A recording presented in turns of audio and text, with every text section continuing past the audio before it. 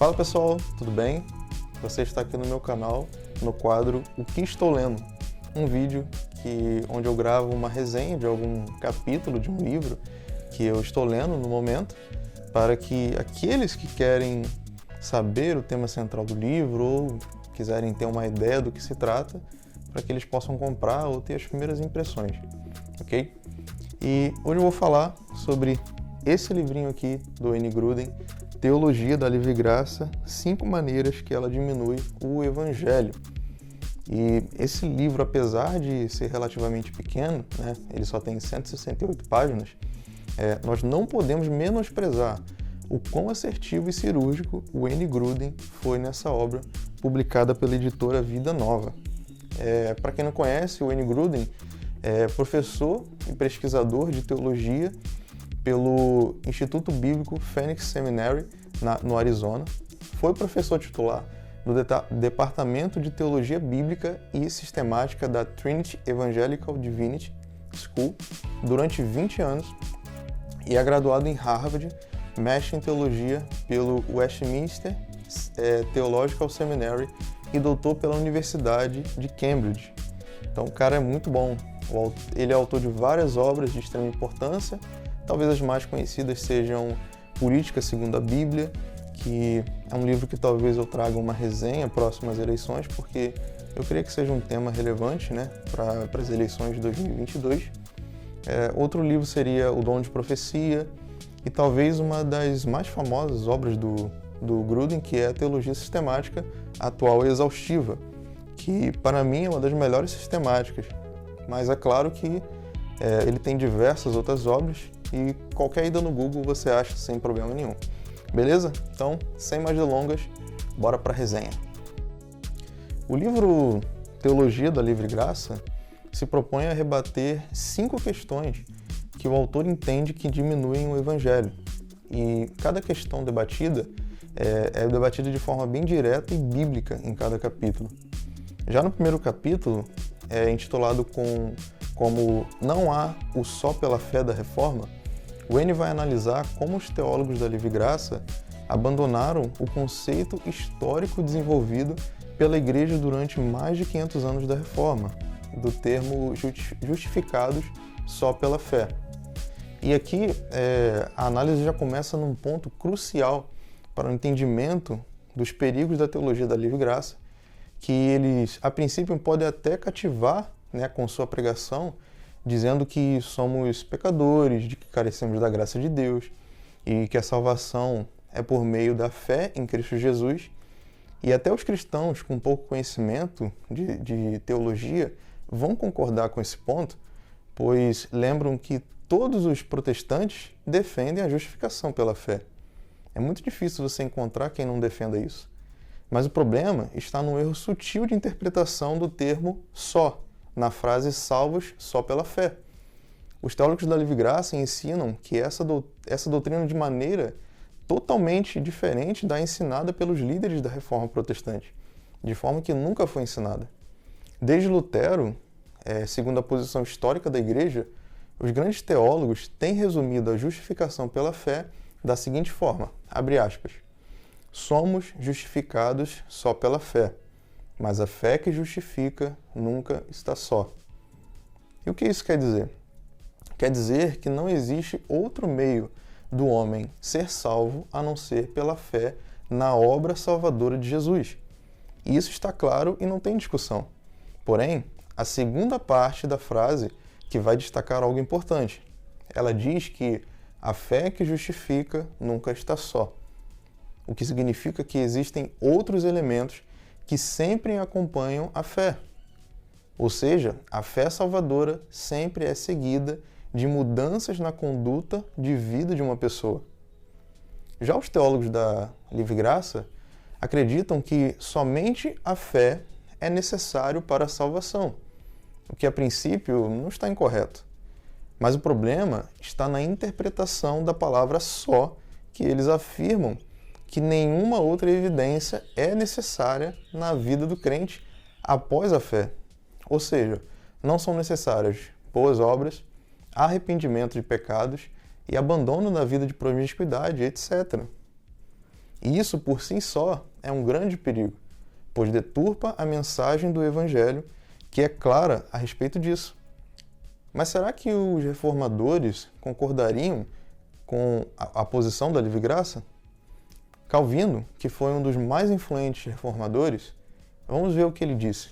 Cristo a ninguém justifica que ao mesmo tempo não santifique.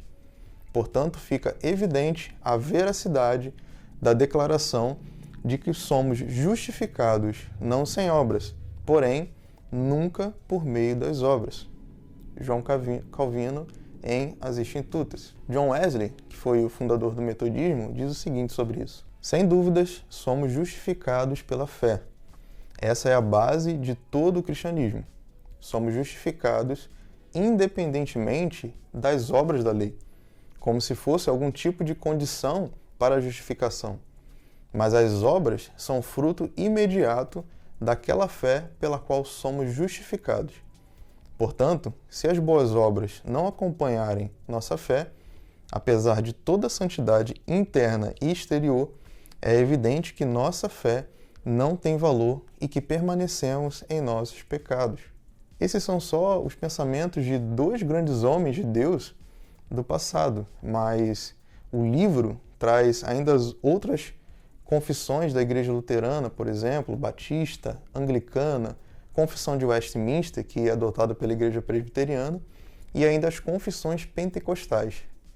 Todas estão em desacordo com a teologia da livre graça no que diz respeito às obras que acompanham a fé.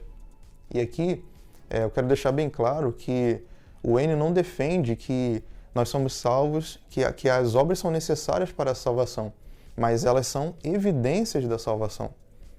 Ok? No capítulo 2, intitulado Não há chamado ao arrependimento de pecados, o N nos mostra como a livre graça enfraquece a mensagem do Evangelho, pois evita exortar os incrédulos ou os próprios crentes ao arrependimento do pecado. O arrependimento, na Bíblia, sempre foi mencionado como algo fundamental nos diversos resumos que nós encontramos do Evangelho nas passagens bíblicas. O primeiro exemplo que o Gruden ele traz para mostrar para a gente se encontra na carta de Hebreus, quando o autor quer mencionar as doutrinas fundamentais do cristianismo.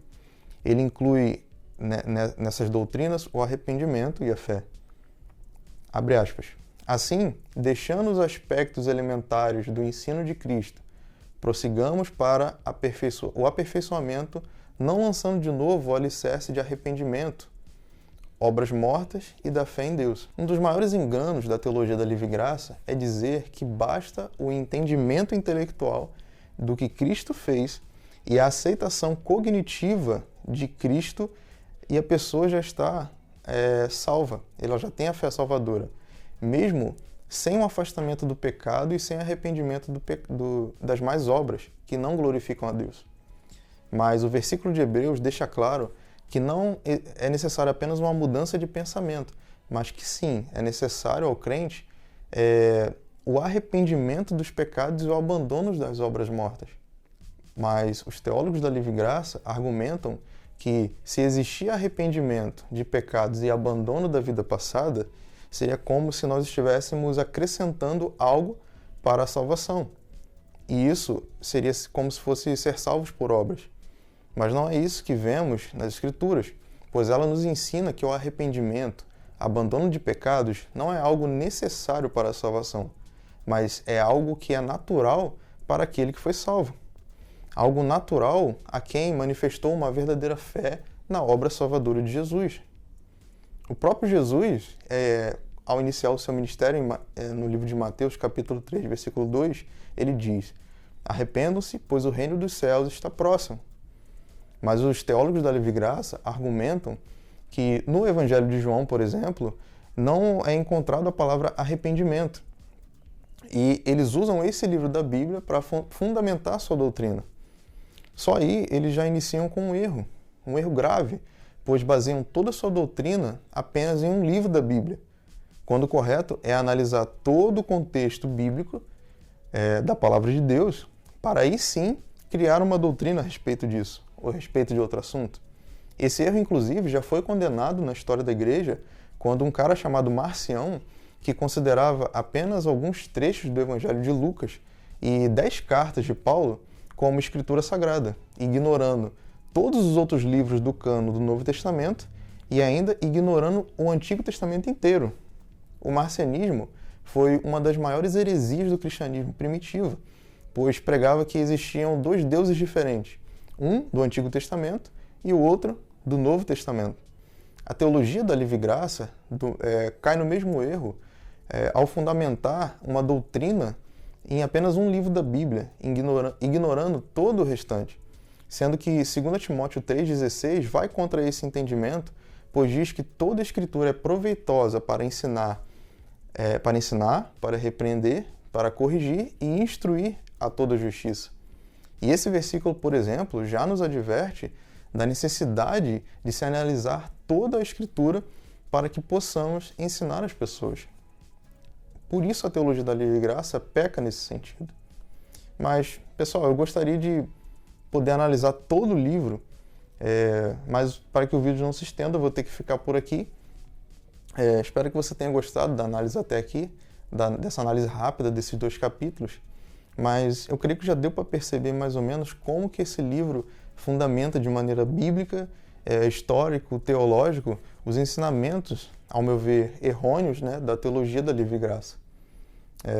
É claro que nesse vídeo não foi possível tratar todos os pontos, por isso, se você se interessou por esse assunto, o link para a compra desse livro vai estar aqui na descrição do vídeo, pois existem ainda mais 3 outros pontos que o Gruden ele trata no decorrer do livro, que a respeito dos erros ensinados pela livre-graça. E ele vai falar da falsa certeza de salvação, da pouca ênfase sobre a confiança na pessoa de Cristo e também nas interpretações mais improváveis que esses teólogos fazem de alguns versículos. Por isso, se você se interessou por esse assunto, você não pode deixar de ler Teologia da Livre-Graça, 5 maneiras que ela diminui o Evangelho, do Eno Gruden. Mas e você? O que você achou dessa resenha? Você concorda com a posição da livre-graça? O que mais te chamou a atenção? Ou o que mais te assustou nesses ensinamentos? Eu confesso que eu fiquei bem assustado com algumas coisas. A minha opinião sobre isso você já sabe, eu acabei de falar no vídeo. Mas e a sua? Quero saber. Escreve aí nos comentários para mim. Eu vou ficando por aqui, mas em breve tem mais resenha. Um grande abraço a todos e até a próxima.